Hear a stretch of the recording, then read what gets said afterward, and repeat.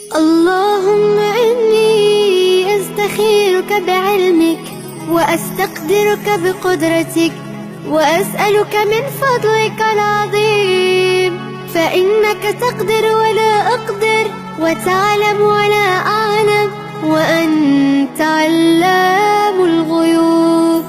اللهم إن كنت تعلم أن هذا الأمر خير لي في ديني ومعاشي وعاقبة أمري أو عاجل أمري وآجله فاقدره لي ويسره لي ثم بارك لي فيه. وإن كنت تعلم أن هذا الأمر شر لي في ديني ومعاشي وعاقبة أمري أو عاجل أمري وآجله فاصرفه عني واصرفني عنه واقدر لي الخير حيث كان.